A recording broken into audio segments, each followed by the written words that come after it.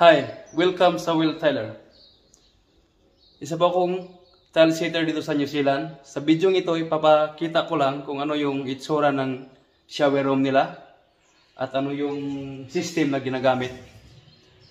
Itong room na to, ang sukat nito is 3 meters pahaba at ang lapad naman niya is 2 meters. Pero ito guys, napakaganda, no? Kasi kung makikita mo, na-organize talaga ng maayos. Pakita ko. Ito yung room na yan. Makita po, hindi pa tapos kasi yung kasama ko napagod na raw siyang mag-tiles. Kasi biruin mo naman na simula na sotso, ginawa niya yung wall na yan. Tapos itong wall na yan. Yan. At saka itong wall na yan. Hindi niya natapos kasi napagod na raw siya. At saka alas 5 na rin ng hapon ngayon. Papakita ko lang itong shower nila. Ito yung shower na to. Kung mapapansin nyo, nandyan yung drain sa gitna.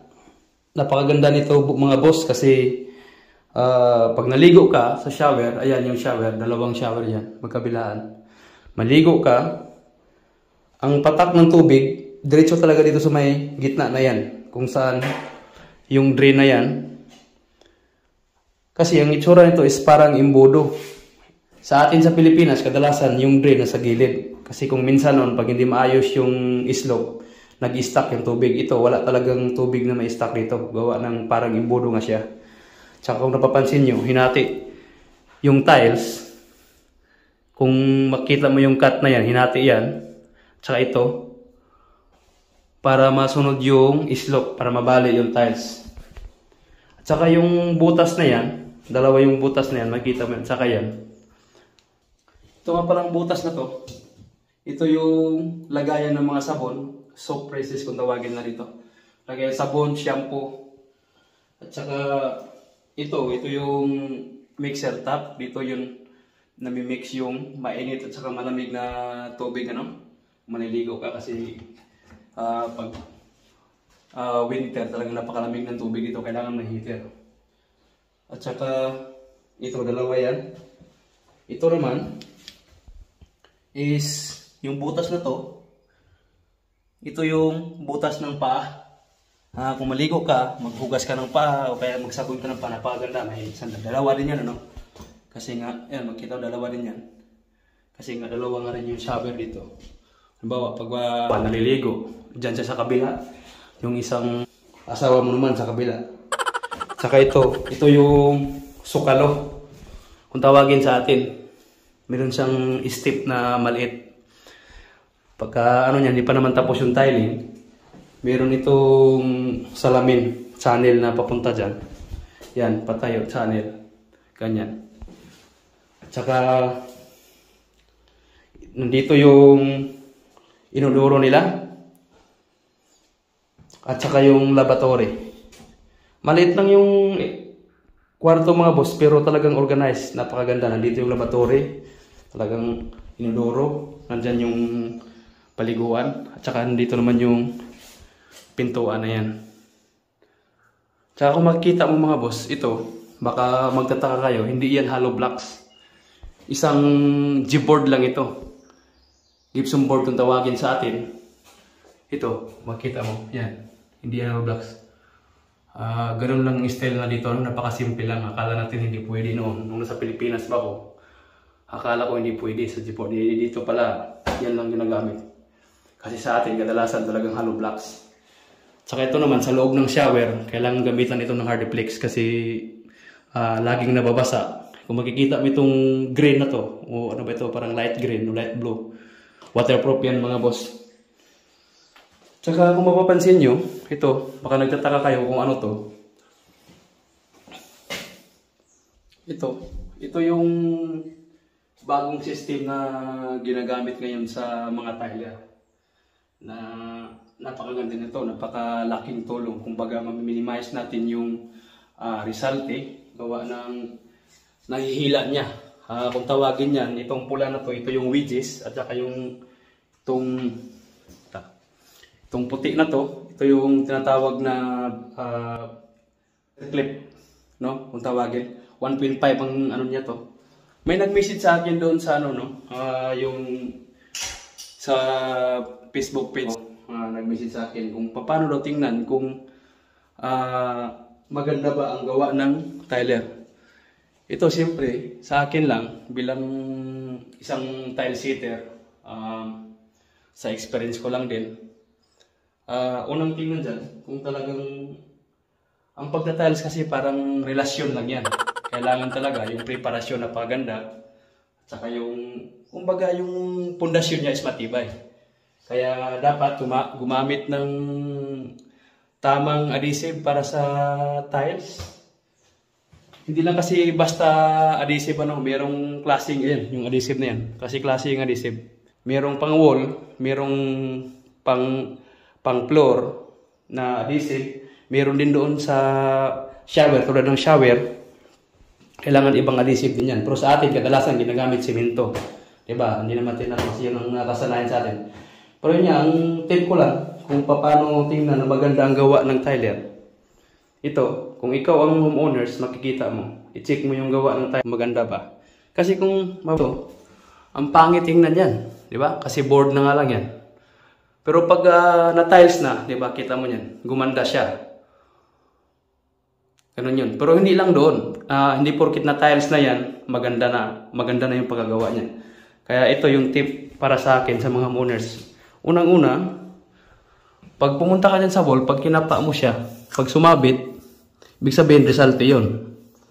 Yan. Tapos, pangalawa, kung makikita mo yung ito, tulad dito, kailangan yan, yung 4 na kanto na yan, ito, talagang tapat-tapat yan. Tulad yan, yan, tapat, yan, tapat, tapat, paakyat, kailangan tapat-tapat yan. Yan, tapat. Tapos yung label niya, yun yan, no? 600 yung isa, at saka ito, 300 by 900. 6x6 yung gray na yan. Pero gumawa kami ng paraan. Gumamit kami ng 3mm spacer dito sa gray na yan. At saka 1.5 spacer dito sa puti na yan. Nang sa ganun, magpang-abot sila sa joey na yan. Magpanapat siya. Kailangan paikot yan, magpanagpo. Yan. Tulad yan. Yan, nagpapanagpo. At saka yan. At saka sa wall naman, makikita mo. Kaya gumamit kami ng spacer. Ito. Ito yung cross spacer. Maraming klase yan. Merong ito. 3mm ito. Spacer. Ito. At saka ito naman is 1.5 na spacer. May 2mm, may 5mm, ganun. Tsaka ito yung tatawag na wedges kung saan, yan, tulad yan. Ito, kung magka-cutting ka, kung gusto mong iangat na maano sa level, kailangan may pangsingit ka dito, pangsiksik dito. Tsaka yun lang ano, i-flex ko lang yung kasama ko, naggawa dito. Talaga namang, tamo naman kung ano, medyo may kalakihan din yan. Ngayong araw lang niya ginawa. Yan, yung wall na yan. Tsaka yan. Yan ano. Tsaka ito. Nga pala, baka magtaka kayo kung paano ba matanggal yan. Kung tingin na nandyan sa ano, yung wedges na yan. Ito napakasimple lang yan. No? Tatanggalin. Ito. Pakita mo ako paano tanggalin, board. Para ano. Yan yung flex ko nga pala, yung kasama ko. Ito, taga Iliga, napanto si Nimisio. Ito yung gumawa yan sa wall na yan. Dating contractor yan sa Marawi. Ipapakita lang niya kung paano tanggalin yan. Ganito lang. Paano ko tanggalin? Ipakita nyo para ano. Diba? Napakasimple lang. Kaya, ganun lang, pinapalo ko siya, no?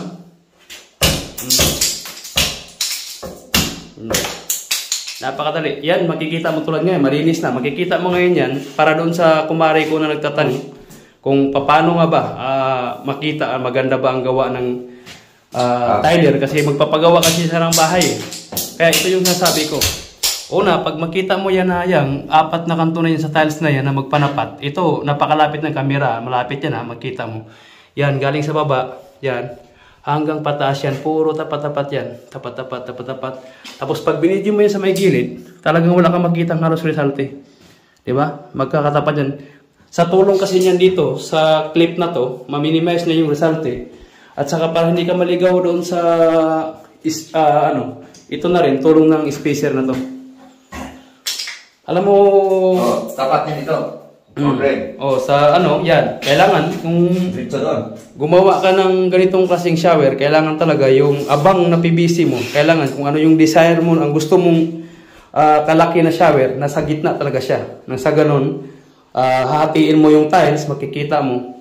Ganyan. Tapos, pare-paras ang hati, di ba? Ito, parang triangle sa parehas ang laki niyan. Dahil, yun lang yung pinaka-basic, yung pag-layout dito sa, ito, first time ko lang mag-vlog. Sa sunod namin na project, ipakita ko yung step by step kung paano ang tiling. Kung ikaw naman ay nagbabalak na pumunta dito sa New Zealand, ito na yung pagkakataon na i-subscribe mo yung channel ko. Nang sa ganun, makakuha ka ng mga idea kung anong pamamaraan, kung paano mag-tiling. Kasi, isa rin kaming nangarap na akala, nandito na kami ngayon.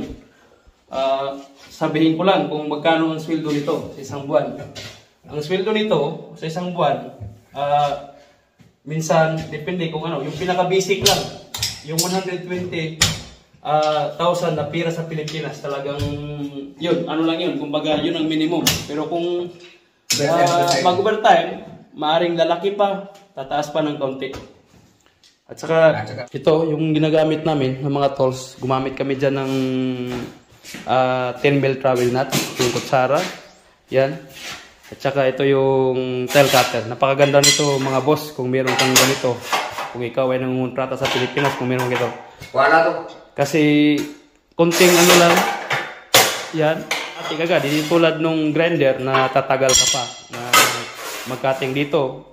Maguguhit ka pa lang ng sukat doon sa lapis.